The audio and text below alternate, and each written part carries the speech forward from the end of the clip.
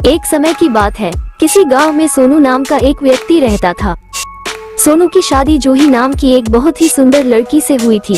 सोनू जूही से बहुत प्यार करता था, लेकिन जूही बहुत घमंडी थी।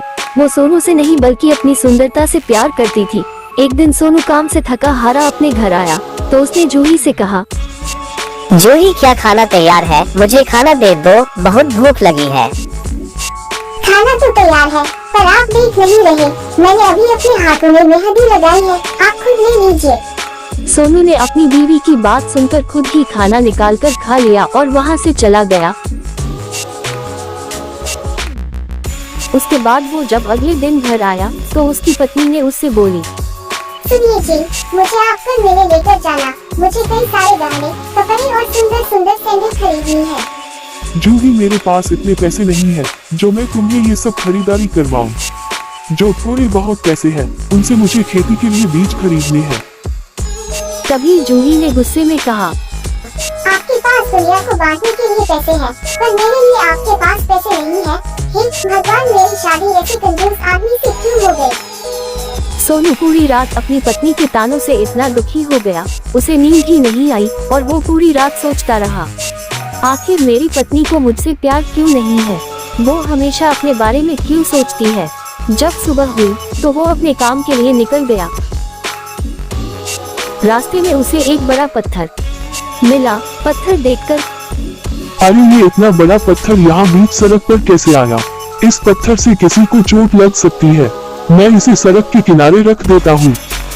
सोनू ने अपनी पूरी ताकत से उस पत्थर को वहाँ से हटा दिया। सोनू जब पत्थर हटा रहा था तो उसे एक चुड़ैल देख रही थी। वो सोनू के पास गई। चुड़ैल हंसती है, ही। सोनू डरकर कहता है, कौन हो तुम? चुड़ैल सोनू को बताती है, मैं पुराने बरगद की चुड़ैल हूँ। आज सुबह से लोग इस रास्ते से जा रहे हैं, लेकिन किसी ने भी इस पत्थर को नहीं हटाया। तुम बहुत अच्छे इंसान हो, मैं तुमसे बहुत खुश हूँ। बताओ तुम्हें क्या चाहिए? सोनू कहता है, मुझे जाने दीजिए, मुझे कुछ नहीं चाहिए। ये कहकर सोनू वहाँ से भाग गया, लेकिन चुड़ैल ने अपनी मायावी शक्ति से सोनू के बारे में पता लगा लिया। चुड़ैल मन ही मन सोचती है, इतने अच्छे इंसान की इतनी घमंडी पत्नी, मुझे इस इंसान के लिए कुछ करना चाहिए। इसके बाद चुड़ैल सोनू के घर गई। उसने सोनू की पत्नी जूही पर जादू किया। चुड़ैल तभी मंत्र पढ़ती है, चल जाए मेरी छड़ी का जादू, बन जाए जूही बकरी रानी। चुड़ैल के ऐसा कहते ही जूही एक बकरी बन गई और उस चुड़ैल ने जूही का रूप धारण कर लिया। उसके बाद चुड़ैल ने जूही से कहा, तेरा पति इतना अच्छा है और तू उसके साथ इतना बुरा व्यवहार करती है। अब मैं तुझे सबक सिखाऊंगी। तुमने मुझे बकरी क्यों बनाया? मुझे पहले जैसा बना दो, नहीं तो मैं अपने पति को सारी सच्चाई बता दूंगी। तेरी बातें सिर्फ मैं ही समझ सकती हूँ और कोई नहीं। इतने में सोनू घर आ गया। उसके घर में आते ही बकरी उसके पैरों से लिपट गई। बकरी को देखकर सोनू बोला, अरे जूही, ये बकरी हमारे घर में कहाँ से आ गई? जूही ने कहा, कहीं बाहर से आ गई है, अब जा नहीं रही।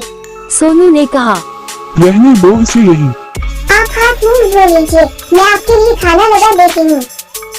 वो पत्नी जो सोनू को कभी पानी भी नहीं पूछती थी, वो खाना देने की बात कर रही थी, वो भी इतने प्यार से। सोनू हैरान होकर बोला, क्या कहा तुमने? तुम मुझे खाना दोगी? तुम्हारी तबीयत तो ठीक है।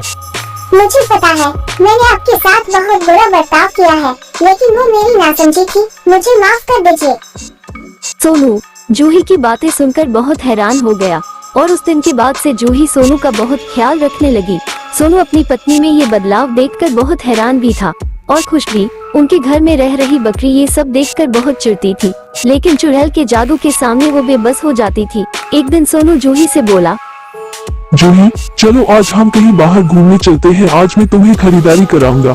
तुम्हें बहुत शौक है ना गहने खरीदने का? अरे मेरे पास तो सब कुछ है, आप फिजूल में पैसे खर्च क्यों रहे हैं?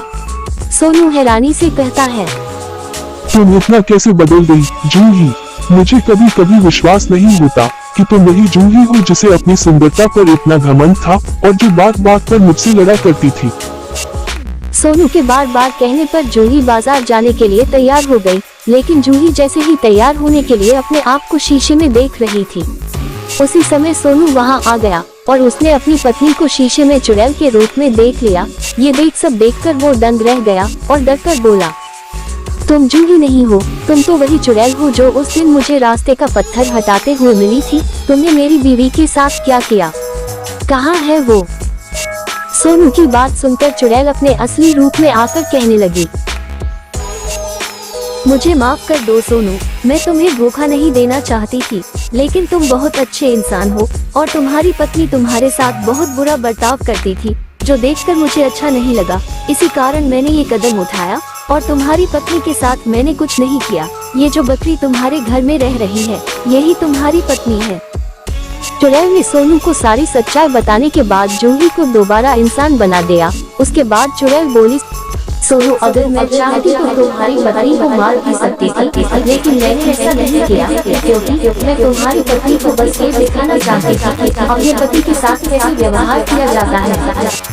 ये सुनकर जूही रो रो कर कहने लगी, आप ठीक बोल रही हो चुड़ैल जी।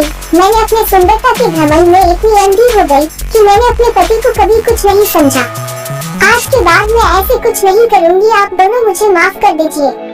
और चुड़ैल जी, मेरी आपसे एक विनती है कि आप अब हमारे साथ हमारे घर में रहिए। नहीं, ये मेरी जगह नहीं है। मुझे अब अपने घर जंगल में जाना होगा और तुम दोनों को कभी भी मेरी जरूरत हो तो मुझे याद कर लेना, मैं आ जाऊंगी। ये कहकर चुड़ैल अपने जंगल लौट गई। इस तरह मोहन और सुहानी अपने घर में प्यार से खुशी खुशी रहने लगे।